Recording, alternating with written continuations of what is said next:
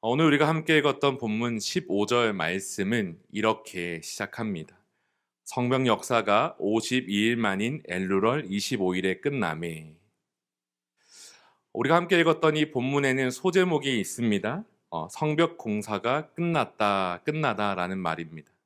말 그대로 오랜 시간 동안 황폐하였던 그 성읍이 지금은 이제 어떠한 모양으로든지 재건되었다라는 것을 보여주죠. 비교적 작은 시간이지만 그러나 이 일은 놀랍게도 완공이라는 결과까지 나아가게 됩니다. 과거에는 오랜 시간 동안 황폐한 성읍으로 무너져 있는 모습만 가졌던 그 땅이 하나님의 은혜 안에서 놀랍게도 그 기적을 경험하며 여러 방해가 있음에도 완공되는 이야기를 우리는 보게 되는 것이죠. 과거의 영광과는 차이가 있지만 핵심은 이 공사가 끝나고 그 성벽은 세워졌다라는 게 이 본문이 말하는 핵심이 아닐까 싶습니다. 그런 의미에서 저는 이 말씀을 이제 볼 때에 제가 받는 그냥 감격과 감동이 있다면 이 느헤미야서를 제가 처음 읽었을 때 받았던 감격 그대로라고 한다면 와 진짜 하나님의 일이 이루어지는구나라는 이야기였습니다. 사실은 이제 뜯고 물고 여러 가지 맛보고 즐기지 못하는 이 성경 연구의 시간을 통하여서 본문을 보는데 그런데 이 말씀을 볼 때면 하나님의 일의 시작이 있고 그 일이 끝이 있구나라는 생각을 가지게 된 것이죠. 단편적인 역사이지만 분명한 건 하나님이 꿈을 주시고 하나님이 그 일을 이루어 가시며 그 일에는 마침표가 있었다라는 사실을 저는 처음 경험했던 적이 있었습니다. 그런데 문득인데 요 근래에 다시 이 본문을 좀 보는데요.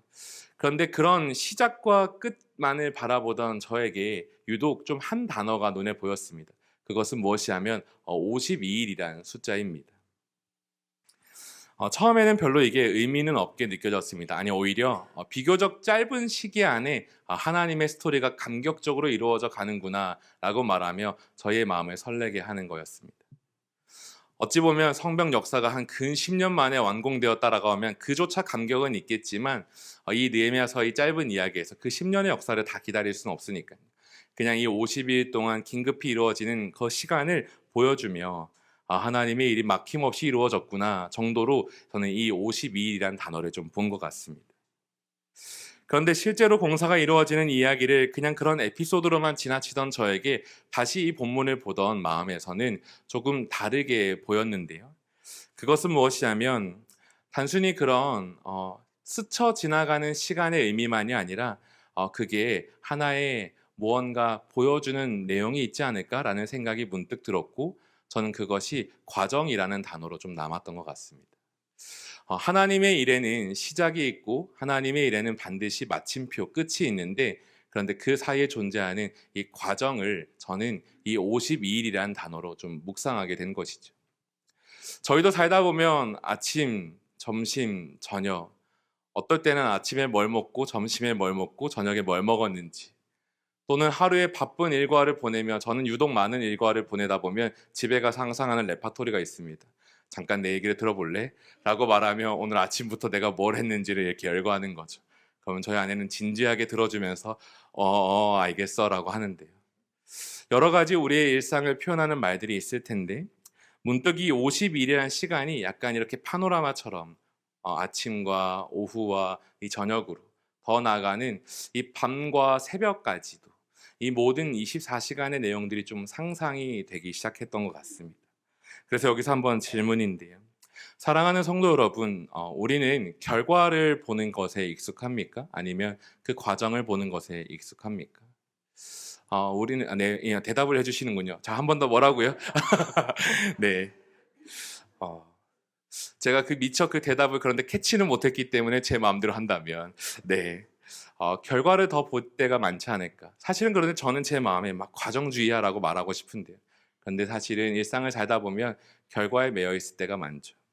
좀 우스갯소리이지만 저는 이 시작과 끝, 그런데 그 과정은 참 없는 사람이기도 한 것 같습니다. 그 과정 하나하나를 디테일하게 좀 생각하고 조금 어떻게 해서든 좀 펼쳐보며 뭐 교회 일을 말하는 게 아니라 사역을 말하는 게 아니라 그냥 일상에서도 그냥 조금의 디테일이라도 있으면 좋을 텐데 저는 그런 게 없는 것 같아요. 그냥 시작하고 끝이 있는 거죠. 그리고 그 과정 가운데 과정은 어떻게 하냐면 뭐로 가도 서울로 가면 된다라는 이 과정이 남아 있습니다. 과거에 20살 때 처음 대학교에 가서 MBTI 수업을 듣는데 상담 심리 검사에 대한 수업이었는데 근데 그 수업에서 저에 대한 특징이 당신의 유형은 뭐로 가도 서울로 가면 됩니다라는 그 유형이고, 그래서 다른 사람이 길을 물어도 처음에는 하나하나 설명해 주다가 에이 몰라 하면서 그냥 절 따라오세요라고 말하는 유형이라고 하더라고요. 근데 이것이 저는 문득 이 말씀을 준비하면서 생각이 나는데, 내가 살아가는 방식이 그렇구나. 결과를 참 중요하게 여긴다라고도 할 수 있고, 결과가 그렇다고 해서 큰 의미를 두는 게 아니라 그냥 있을 뿐이고, 그 안에 과정은 저만의 방식으로 참 많이 생략되어 있는 거죠. 그런데 하나님은 오늘은 특별히 이 느헤미야서 6장을 보면서 처음에는 엄청난 사건을 보여주는 것 같은 감격스러운 이야기지만, 그것만이 전부가 아니라 그 가운데 하나님의 이야기가 또 있다라는 마음을 주셔서 좀 그것을 나누고 싶었습니다. 그것이 바로 아까 말씀드린 대로 결과가 아닌 과정으로서의 이야기입니다. 그 첫 번째 이야기는 무엇이냐면 하나님의 시작과 완성 사이에 존재하는 끝없는 어려움이 있다라는 이야기입니다. 제가 이 자리에서 제일 많이 말씀 본문을 읽는 사람인데 늘 죄송한 마음이 있지만 오늘도 좀 함께 읽으려 합니다. 그래서 먼저 읽을 텐데요. 4장 1절에서 3절 말씀을 좀 한번 같이 보면 좋을 텐데요. 그 전에 있는 과정을 좀 보기 위해서 어떤 이야기들이 있는가 한번 좀 보기 원합니다. 느헤미야 4장 1절에서 3절 말씀인데 한 절씩 함께 교독하면 좋겠습니다. 제가 먼저 읽겠습니다. 산발랏이 우리가 성을 건축한다 함을 듣고 크게 분노하여 유다 사람들을 비웃으며 자기 형제들과 사마리아 군대 앞에서 일러 말하되 이 미약한 유다 사람이 하는 일이 무엇인가? 스스로 경고하게 하려는가? 제사를 드리려는가? 하루의 일을 마치려는가? 불탄돌을 흙 무더기에서 다시 일으키려는가 하고. 암몬 사람 도비아는 곁에 있다가 이르되 그들이 건축하는 돌 성벽은 여우가 올라가도 곧 무너지리라 하더라. 이 4장의 말씀은 무엇을 보여주고 있냐면 그 느헤미야가 등장하고 성벽을 재건하는 것을 시기, 질투, 더 나아가서는 경계하던 그곳의 유력 세력들이 그 모습을 보면서 그것을 조롱하고 헐뜯는 것을 보여주고 있습니다. 자극적인 말들이 있습니다. 불탄 돌을 흙 무더기에서 다시 일으키려는가? 아픈 과거를 들춰내며 공격하고요. 그들이 건축하는 돌 성벽은 여우가 올라가도 곧 무너지리라. 얼마나 미흡한지를 보여주는 이야기죠. 사실 지난번 느헤미야서 이제 제가 3장의 이야기를 좀 드렸었는데 그때 이야기의 핵심은 놀랍게도 그 3, 4km 되는 그 성벽이 각각 자기의 앞을 좀 담당하면서 아름답게 지어져 가는 풍경을 좀 보았습니다. 그런데 그런 시작과 함께 찾아오는 문제는 무엇이냐면 그 견제하는 세력 또는 공격이 있다라는 것이죠. 하지만 느헤미야서의 이야기는 꿋꿋이 그 자리를 넘어가며 이 외부로부터의 공격을 물리치고 계속 이어져 가는데, 그런데 그런 다음 사정의 또 다른 과정으로서 5장의 이야기는 이런 내용을 보여줍니다. 우리 1절 말씀을 한번 같이 읽어보면 좋겠습니다. 5장 1절의 말씀입니다. 함께 읽겠습니다. 시작. 그때 백성들이 그들의 아내와 함께 크게 부르짖어 그들의 형제인 유다 사람들을 원망하는데, 네. 외부로부터 이런 압박과 공격이 있는 사이에서도 꿋꿋이 이 성벽을 재건하는 가운데, 그런데 어떤 일이 발생하냐면 그들 내부적으로도 문제가 터져나는 거예요. 그들의 아내와 함께 크게 부르짖어 서로를 향한 원망을 펼치기 시작하는데 그 원망의 이유는 다음과 같습니다. 2절에서 4절은 제가 읽겠습니다. 어떤 사람은 말하기를 우리와 우리 자녀가 많으니 양식을 얻어먹고 살아야 하겠다 하고, 무슨 말이냐면 내 가족 식구가 많으니 양식이 필요한데 어떻게 해야 할까라는 고민입니다. 그런데 3절에 어떤 사람은 말하기를 우리가 밭과 포도원과 집이라도 저당 잡히고 이 흉년에 곡식을 얻자 하고, 그런데 그 실질적인 문제를 해결할 수 없어서 무엇을 하냐면 내가 가진 재산, 밭과 집을 저당 잡혀서 이 흉년을 벗어나고자 하는 것이죠. 그런데 끝이 아닙니다. 4절. 어떤 사람은 말하기를 우리는 밭과 포도원으로 돈을 빚내서 왕에게 세금을 바쳤도다. 이것을 다 팔아 넘기는 일이 있는데도 지금 겪고 있는 어려움을 해결하지 못하는 것입니다. 그리고 그 끝에 궁극적인 건 5절에 등장하는데요. 이 5절은 좀 같이 읽어보면 좋겠습니다. 5절 말씀도 함께 읽겠습니다. 시작. 육체도 우리 우리 형제의 형제의 육체와 육체와 같고 같고 우리 자녀도 그들의 자녀와 같거늘 이제 우리 자녀를 종으로 파는도다. 우리 딸 중에 벌써 종된 자가 있고 우리의 밭과 포도원이 이미 남의 것이 되었으나 우리에게는 아무런 힘이 없도다 하더라. 아멘. 무엇이하면 외부적인 사실이 아닙니다. 이 내부적으로 이 공동체 안에서의 일인데요. 무엇이냐면 너무 먹을 것이 없어서 자녀를 종으로 팔아 넘기는 일까지 발생하는 거예요. 자녀를 팔아 넘기면서도 그런데 그렇다면 어찌 보면 상상하기로 사랑스러운 공동체라면 은혜 있는 공동체라면 아니야라고 할 법도 한데 그 당시에 또 가진 자들이 부패함도 같이 있어서 그것을 그냥 통용하던 세계가 이루어지는 거죠. 당대의 남자들이 사장에서 보았던 그런 어려움으로 인해 더 철저히 경계를 서고 또 건설 현장에 투입되면서 이 내부적으로는 이 어찌 보면 여인들의 어려움이 발생하는 것입니다. 남아있는 식솔들을 살려야 되는데 이 생계에 어려움이 발생하니까 처음에는 어떻게 할까? 그러다가 이제 빚을 내고 팔아넘기고 그러다가 자식을 팔아넘기는 일까지 발생하는 거죠. 하나님의 놀라운 이야기가 있는 이 사이에 참 암담한 현실이 좀 보여지는 듯합니다. 그리고 이 이야기의 후반부는 다행히 느헤미야라는 사람이 자기가 가진 것을 다 내어주면서 이 문제를 또 덮어가는 것을 보기도 하죠. 그런데 이것으로 끝나지 않고 오늘 원래 읽으려 했지만 나오는 이 6장의 말씀까지 조금 힘들 수 있지만 같이 간다면요. 6장 1절에 2절에는 이런 말씀이 있습니다. 이건 제가 읽겠습니다. 산발락과 도비아와 아라비아 사람 게셈과 그 나머지 우리의 원수들이 내가 성벽을 건축하여 허물어진 틈을 남기지 아니하였다 함을 들었는데 그때는 내가 아직 성문에 문짝을 달지 못한 때였더라.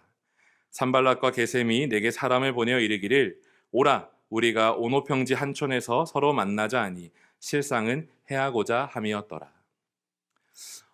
안팎으로 문제가 계속되어지는 이 시간들 속에서 느헤미야에게 또 다른 하나의 위협이 찾아옵니다. 앞서도 말하였지만 외부 세력이 존재했는데요. 이제 이들이 어떤 상황에서도 이게 무너지지 않고 계속 이 일이 이루어져 가니까요. 당연하죠. 하나님의 일하심과 은혜가 함께하니까. 그런데 그 일이 계속됨을 보고 이들이 마음을 먹는 건 저 사람을 쳐야겠다라는 것입니다. 저 대표된 자를 쳐서 저 모든 것을 마치 예수님처럼 감당하는 저 탑 리더를 치면 우리가 이 문제를 해결할 수 있지 않을까 하면서 살해계 암살 시도를 하는 것이죠. 재차 4번, 5번 계속 그 자를 초청하고 만남을 이어가려는 이야기가 이 6장에 이어집니다. 그러나 그 속에서도 하나님의 은혜를 붙들고 기도하며 그 자리에서 분별하며 지혜롭게 대처하는 느헤미야의 모습을 통해 이 과정은 또한 지나가는 것을 보죠. 어찌 보면 느헤미야라는 사람, 이 인물에 대하여서 또다시 우리는 묵상하고 또 그런 삶을 살기를 꿈꿀 수도 있지만 저는 오늘은 그것은 좀 제하고 이 느헤미야 말씀을 보며 과정이라는 사실을 볼 때 좀 이런 생각이 들었습니다. 하나님의 일하심 그 시작과 끝에 분명한 결론까지 우리가 보는데 그런데 그 과정의 실상은 참 어둡다라는 거죠. 어찌 보면 하나님의 이야기는 뿅 하는 마법처럼 좋은 일들만 가득하기를 바랄 수 있지만 그러나 눈앞에 본 현실은 엄청난 고난과 어려움이 반복되고 계속된다라는 것입니다. 그러한 시간을 걷다 보면 우리에게 나타나는 건 늘 무엇입니까? 낙심 또는 넘어짐 또는 다른 길로 바뀌어가는 일들이 늘 발생하죠.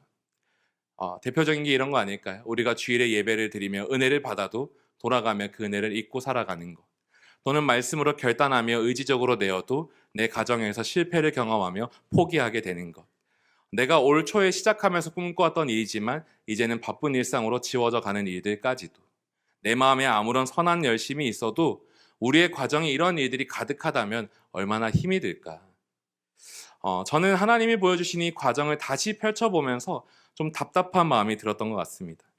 차라리 이 과정주의라는 말이 없으면 좋겠다. 물론 교회를 좀 오래 다녀서인지 해석되어지는 언어들이 제게 배어 있는 걸 보지만 제 실상은 그렇지 않으니까요. 그러면서 다시 제 자신을 좀 보는데요. 한 해의 시작이 다시 문득 보였습니다. 어떻습니까? 한 해의 시작에 있었던 말씀 구절 생각나십니까? 아마 많은 분들이 은혜를 받으며 그 은혜 위에 서신 말씀일 텐데요. 보라 내가 새 일을 행하리니 이제 나타날 것이라. 너희가 그것을 알지 못하겠느냐? 반드시 내가 광야의 길을 사막의 강을 내리니 라고 하며 그 하나님의 크나큰 도전이 있었지 않습니까? 그런데 어떠십니까? 제가 보기에는 모두가 그 은혜 위에 서 계신 것 같아서 감사한데요. 혹여라도 그런데 아직까지 내 삶 속에 그 선한 일이 이루어지지 않아서 낙심되고 또 어려움에 계신 분들은 없으신가? 저는 제 삶을 보면서 그런 마음이 있었습니다. 또는 어떤 상황에서 선함을 위하여 달려왔는데 갑작스레 최근에 어떠한 일들을 통해 깊이 낙심되는 일들이 우리 가운데 발생하지 않는가라는 것입니다. 분명 하나님은 일을 시작하셨는데 하나님의 시작은 분명히 멋지게 드러났는데 그래서 우리는 기도하며 타오르며 막 마음이 들떴었는데 그 과정을 지나고 있는 우리의 마음은 지금 무엇이 남아 있는지요. 저는 이 말씀을 보면서 시작은 있지만 결과 없는 여전한 저의 삶을 보기도 합니다. 이 교회에 처음 왔을 때에도 그리고 지금의 이 자리에 있을 때에도 다시 한 해를 마치고 또 새해를 준비하는 마음에도 다음에 있는 비전을 꿈꾸며 기도할 때에도 하나님이 보여주시는 건 시작은 분명히 있는데 그런데 그 끝에 있는 결과는 보이지 않아서 그 결과는 못 쫓아가고 있는 것 같아서 내 삶에 답답함이 보일 때도 많아서 힘들었던 것 같습니다. 그런데 하나님이 그런 가운데에 제게 이 말씀 구절 하나를 보여주시며 다시 과정의 의미를 좀 보게 하시더라고요. 그것은 무엇이냐면 갈라디아서 6장 9절의 말씀입니다. 우리 이 말씀을 함께 읽어보면 좋겠는데요. 같이 한번 읽겠습니다. 시작. 말지니 포기하지 아니하면 때가 이름에 거두리라. 아멘. 우리가 선을 행하되 낙심하지 말지니. 때로는 이 말씀이 우리가 믿는 자로서 선함을 쫓아 살아가며 그 길을 포기하지 않는 것도 얘기하지만 저에게는 그 하나님의 시작과 끝 사이의 과정을 걷는 저에게 하나님이 그 길 위에 믿음으로서의 그 선함을 계속 이루라는 도전으로 찾아왔던 것 같습니다. 낙담하지 말라, 낙심하지 말라, 포기하지 말라. 그러면 반드시 때가 이르겠다. 이 말씀 구절과 함께 다시 그 52일이 좀 펼쳐 보여졌는데요. 어찌 보면 그 속에 살아가던 모든 이스라엘 백성들의 마음이 이 말씀 구절을 붙들고 살아가는 삶의 실체 아니었을까 돌아보게 되었습니다. 하루하루 낙심되고 낭망되며 그러나 이 일이 이루어져 갈 것이라 믿고 그러나 또 다음 날에 어려움이 처하면 또 포기할 것 같은데 그날에 주신 은혜를 경험하며 서게 되는 삶. 그렇게 끝끝내 이렇게 언제까지일지는 알 수 없는 그 시간을 보내는데 그런데 그들이 마주한 현실은 무엇입니까? 오늘 우리가 함께 읽었던 15, 16절의 말씀인 것이죠. 우리 15절, 16절 말씀도 함께 읽어보기를 원합니다. 같이 읽겠습니다. 시작. 성경 역사가 52일 만인 엘루럴 25일에 끝나매 우리의 모든 대적과 주위에 있는 이방 족속들이 이를 듣고 다 두려워하여 크게 낙담하였으니 그들이 우리 하나님께서 이 역사를 이루신 것을 알미니라. 아멘. 사랑하는 성도 여러분, 오늘 본문 15절, 16절에 말하는 이 단어들에 좀 주목하기를 원합니다. 첫째는 무엇입니까? 이 52일 만에 이 성벽 건사가 완공되었다, 끝났다라는 것입니다. 그러면서 16절에 이어지는 말씀은 무엇입니까? 우리의 모든 대적과 주위에 있는 이방 족속들이 이를 듣고 다 두려워하여 크게 낙담하였으니. 다시 말해서 낙담은 누가 하는 것이냐면 우리가 하는 것이 아니라 우리를 대적하는 모든 세력이 해야 할 자리라는 것이죠. 하나님은 이곳 가운데에 하나님의 역사를 반드시 이루실 줄 믿고 우리가 할 것은 오직 견디며 그 과정을 지나갈 뿐인 것을 이 시간 나누기를 소망합니다. 사랑하는 성도 여러분, 저는 오늘 이 시간 하나님의 일하심 속에서 살아가는 우리의 모습을 보기 원합니다. 특별히 12월이 되고 또 한 해가 지나가는 이때에 저에게는 과한 의미 부여가 있지만 그런 이때에 하나님의 일하심을 바라보기 원합니다. 하나님은 어떤 분이십니까? 하나님의 일하심을 항상 선포하시는 분이십니다. 그리고 하나님은 어떠한 분이십니까? 우리 가운데 그 끝을 반드시 이루시는 분이십니다. 또한 하나님은 어떠한 분이십니까? 그분이 시작하신 그 일을 잊지 않으시고 하나님의 때와 방법대로 반드시 이루시며 무엇보다 그 과정을 걷는 우리의 삶 속에 늘 함께 하시는 주님이심을 이 시간 믿어 의심치 않기를 소망합니다. 그 자리에서 우리와 함께 계시는 그 하나님이 어떠한 모습으로 있겠습니까? 그 시작과 완성 사이에서 그 과정을 걷는 우리에게 무엇을 하고 계시겠습니까? 그 과정을 함께 걷고 계시는 주님, 우리의 삶을 일으켜 세우시는 주님, 때로는 말씀하지 않으셔도 그 삶의 다른 도움들로 세워주시며 그 길을 같이 걸어가시는 그 하나님이 우리의 하나님임을 믿고 이 시간 우리가 이 느헤미야와 함께했던 그 수많은 사람들처럼 성벽이 건축되듯 하나님의 일이 완공될 줄 아는 우리의 믿음 되기를 소망합니다. 그렇기 때문에 우리가 또 말할 것은 무엇입니까? 사랑하는 성도 여러분, 오늘 낙심하지 않기를 소망합니다. 오늘 이 시간 기대하고 소망하기를 원합니다. 그러면서 제 마음속에 또 한 구절이 남더라고요. 지난 화요일에 성경 통독을 하였던 그 강의 중에 나눴던 말씀 구절 한 구절인데 이런 말씀이 있습니다. 히브리서 10장 12절의 말씀인데요. 오직 그리스도는 죄를 위하여 한 영원한 제사를 드리시고 하나님 우편에 앉으셨다라는 말입니다. 이것은 무엇을 말하는 것입니까? 제가 때때로는 하나님의 일을 참 경험하지 못한 삶이어서 제 삶에 아무런 고백이 없다라고 말하는 때가 너무나 많습니다. 그런데 하나님이 그런 제게 늘 주시는 하나의 유일한 응답은 무엇이냐면, 한 시작점은 무엇이냐면 예수 그리스도의 그 죽음과 부활의 능력을 항상 선포케 하시는 것이었습니다. 하나님의 놀라운 일, 그 시작의 첫 번째는 무엇입니까? 우리를 사랑하시는 그 주님께서 이미 우리를 위해 모든 죄를 물리치시고 모든 사망의 문제를 꺾으시고 영원한 생명 승리로 우리를 초대하셨음을 이 시간 믿어 의심치 않기를 바랍니다. 그리고 그 믿음 갖고 주님 앞에 나아가서 오늘도 기도하는 저희가 되기를, 이 12월 되기를 간절히 소망합니다. 그런 의미와 함께요. 그러면서 또 다른 이야기 하나만 더 이야기 드리고 마치려 하는데요. 그러면서 두 번째, 이 결과가 아닌 과정으로서의 이야기를 보다 보니 자연스레 그 다음에 있는 본문이 좀 보였던 것 같습니다. 성벽 재건은 너머 영적 재건이다라는 제목을 좀 달아보았는데요. 계속해서 결과가 아니라 이 하나님은 과정으로서의 그 일을 다루시는데 앞서 말한 대로 느헤미야서의 핵심은 이 6장에서 성벽이 완공되는 끝나는 것이 아니라 그 나라를, 그 영적인 공동체를 다시 세워가는 이야기에 있습니다. 그런데 그 완공된 이후에 느헤미야가 무엇을 하는지 좀 보기 원하는데요. 우리 7장 1절에서 2절 상반절까지의 말씀을 저 함께 같이 보기 원합니다. 같이 읽겠습니다. 시작. 성벽이 건축됨에 문짝을 달고 문지기와 노래하는 자들과 레위 사람들을 세운 후에 내 아우 하나니와 영문에 관한 하나냐가 함께 예루살렘을 다스리게 하였는데. 간단히 말하면 무엇을 하는 것이 하면 하나님은 계속해서, 느헤미야는 지금 이 성벽이 완공된 걸 보면서 와, 나 진짜 고생했다라고 끝났다라고 말하는 게 아니라 나 이제 휴가 가야지, 그게 아니라 이 완공된 이 성벽을 보면서 바로 그 다음의 일로 깨어나간다라는 것이죠. 필요한 것이 무엇입니까? 이 공사가 끝난 다음에 계속해서 올 수 있는 이 위협들이 있으니까요. 방어할 사람들을 세우고 또 충성된 자, 하나님을 경외하는 자를 그 곳곳에 세밀하게 세우는 데 있습니다. 그러면서 이 공동체가 아직 못한 일들을 이루는 모습을 보게 되는데요. 그 대표적인 게 그 뒤에 오는 4절의 말씀에 있습니다. 제가 4절의 말씀을 읽겠는데요. 그 성읍은 광대하고 그 주민은 적으며 가옥은 미처 건축하지 못하였음이니라. 이것은 곧 무엇을 말해주냐면 아직 끝나지 않은 그들만의 이야기가 남아있다는 것이죠. 실제로 느헤미야 후반부의 이야기는 계속 포로 귀환한 이야기가 이어지고 그러면서 그들 안에 계속 변해가야 될 사실들을 보여주는데요.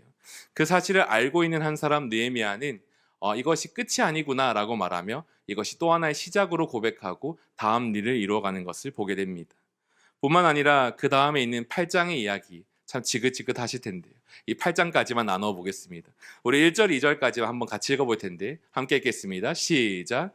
이스라엘 자손이 자기들의 성읍에 거주하였더니 일곱째 달에 이르러 모든 백성이 일제히 수문합 광장에 모여 학사 에스라에게 여호와께서 이스라엘에게 명령하신 모세의 율법책을 가져오기를 청하매 일곱째 달 초하루에 제사장 에스라가 율법책을 가지고 회중 앞 곧 남자나 여자나 알아들을 만한 모든 사람 앞에 이르러. 아멘.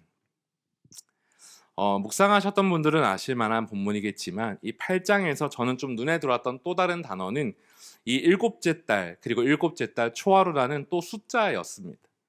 52일과 함께 이 다음 숫자가 보였는데 이 시기가 언제냐면요. 성벽 건축이 완공된 다음 일주일 뒤를 말하는 거거든요. 무엇을 말하냐면 오랜 기간이 지나고 이들이 다시 좀 어떠한 상황에 이르러서 그들이 하나님 앞에 다 같이 열심을 갖고 나왔다는 게 아니라 그 재건된 사실 그 다음에 그들의 마음이 다 이 하나님의 은혜 위에 서서 그 다음을 향해 걸어 나가고 있다는 것이죠.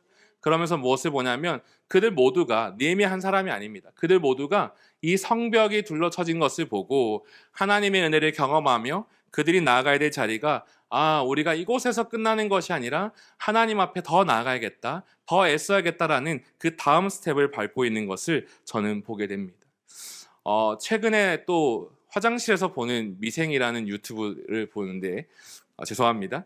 그런데 그의 하나의 짤이 또 좀 눈에 들어왔습니다. 김대명이라는 이제 배우가 김대리라는 직분으로 등장하고요. 임시완이라는 배우가 장그래라는 직책으로 등장하는데 이 대리와 사원, 임시사원이 얘기를 하는데 무엇을 얘기하냐면 이 대리의 삶을 이렇게 표현하는 거죠. 살아보니까 인생은 계속 문을 열고 닫는 거더라. 내가 이 문을 열고 지나가더니 다음에는 뭐가 있을까 했는데 그냥 그 다음 문이 있다라는 거죠. 그리고 그 다음 문을 열어보니까 또 무엇이 있냐면 그 다음 문이 있다라는 거죠. 인생은 그냥 이게 전부인 것 같아라고 하는 그 짧은 스토리가 좀 눈에 보였던 것 같습니다. 사랑하는 성도 여러분, 오늘 본문 이제 느헤미야 이제 이 6장에서 하나님의 놀라운 역사가 분명히 놀랍게도 끝을 맺는데 그런데 그것은 분명 그냥 그 사실로 끝나는 게 아니라 하나님께서 이루시는 그 다음 스텝으로 우리를 도약하기 위한 또 다른 시작이 됨을 말해주는 것이죠. 그렇다면 우리에게는 질문할 것이 있을 텐데요. 어찌 보면 제자훈련이 끝나고 어찌 보면 갑자기 눈이 번뜩 뜨지는 어찌 보면 사역훈련이 끝나고 그러면 우리가 끝난 것이겠습니까? 내가 행하질 하나님의 세일을 바라보며 내가 이건 했으니 이젠 좀 쉬어야지. 그런 끝이 있겠습니까? 그렇지 않습니다. 하나님은 계속해서 우리에게 그 다음 또 다음 그 다음의 자리를 예비하고 계실 터인데 저는 그 다음을 바라볼 수 있는 은혜가 그 깨어짐이 오늘 우리 가운데 있기를 소망합니다. 그래서 이 12월이요. 한 해를 잘 마무리하고 정리하며 그냥 받은 복을 세워보는 것으로 끝날 수도 있지만 그게 아니라 우리 영혼을 재정비하고 다시금 하나님 앞에 더 열심히 도약하며 하나님이 이끄시는 분명한 다음 스텝이 있는데 도대체 그 자리가 어디인지를 보는 그 은혜가 우리에게 필요할 줄 믿습니다. 빌립보서 3장 12절에서 14절 말씀만 제가 읽고 마무리하도록 하겠습니다. 사도 바울은 이렇게 말합니다. 내가 이미 얻었다 함도 아니요 온전히 이루었다 함도 아니라 오직 내가 그리스도 예수께 잡힌 바 된 그것을 잡으려고 달려가노라.